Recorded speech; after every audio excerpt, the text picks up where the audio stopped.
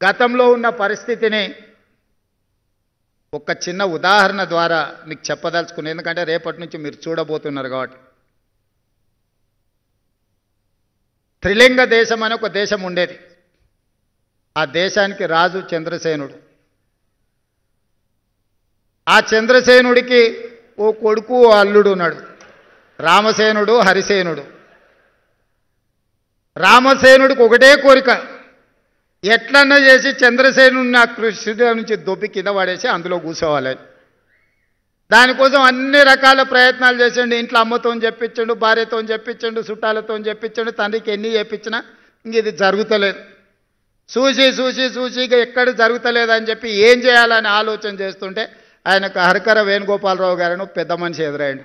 అయ్యగారు ఎట్లా మరి నా కోరిక నెరవేర్తలేదు, ఏం చేయాలంటే, ఇట్లయితే కుదరదాయా, నువ్వు జర గట్టిగా తపస్సు చెయ్యి, తపస్సు చేస్తే దేవుడు ప్రత్యక్షమవుతాడు, ఇక నువ్వు దేవుని కోరుకుంటే మాత్రం నీ కోరిక నెరవేరేటట్టు ఉంది అని సూచన చేసిండు.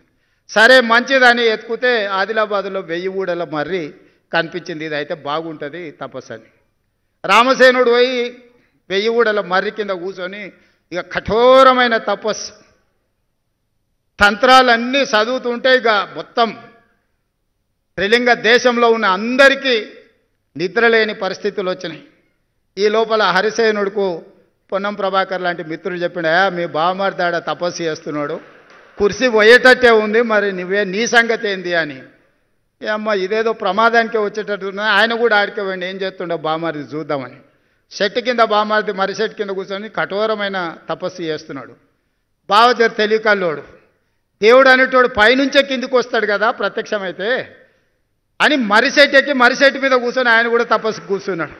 వస్తా వస్తా ఫస్ట్ నా దగ్గరికి వస్తాడు కదా, మనమే ముందుగాల దేవునితో మాట్లాడదామని. నిజంగానే మర్రి చెట్టు ఎక్కి కూర్చొని ఆయన కూడా ఇక కఠోరమైన తపస్సులు ఆయన భాగస్వామి అయ్యాడు. ఇక దేవుడికి కూడా నిద్ర భంగం కలిగి ఇలా సంగతి ఏందో చూద్దామని రానే వచ్చిండు. వచ్చేటప్పుడే మధ్యలో హరిసేనుడు కల్పించండు. ఏం భక్త చాలా తపస్సు చేస్తున్నావు, ఏంది నీ కోరిక అని. హరిసేనుడికి అనుమానం వచ్చింది, నేను ఏం కోరినా కింద వాడు బామర్ది ఇంకేం కోరుకుంటాడో తెలియదు, ఈయన సంగతి చెప్తుండని. ఏం లేదు దేవుడా, నాకు ఒక కన్ను ఓడు అని అడిగాడు. ఆయన అడిగాడు, నువ్వు ఇంత తపస్సు చేసింది నీ కన్ను పొడిపించుకోవడానికి అని. నేను చెప్తా కదా దాని వెనకాల ఉన్న మతలబు, నువ్వైతే పొడువు అన్నాడు. ఓకే నీ కోరిక నెరవేర్చాను, ఒక కన్ను ఓడిచాడు. పొడిచి ఇంకా కిందికి వచ్చాడు రామసేనుడి దగ్గరికి, బావమారి దగ్గరికి. బావమారిదికి బావ మీద అనుమానం, వీడు తెలుగు కల్లోడు తెలుగు ఆలోచన చేస్తాడని. సరే మంచిదని ఆలోచన చేసి రామసేనుని కూడా అడిగింది దేవుడు, ఏంది నీ కోరిక అని. ఇక ఎక్కువ ఆలోచన చేస్తే మనకు అసలే తెలివి తక్కువ, ఎక్కువ ఆలోచన చేస్తే అనవసరమైన నష్టం. మా బావ ఏం అడిగిందో దానికి నాకు 2 అని అడిగాడు. ఇక దేవుడు కూడా అల్క ఉన్నది కదా ఇది అని ఈయన 2 కళ్ళు ఓడిచేసిండు. వానికి ఒక కన్ను లేదు, ఇంటికి 2 కళ్ళు లేవు. ఇక దేవుడు పోయినాక మళ్ళీ ఇద్దరు కలుసుకురు.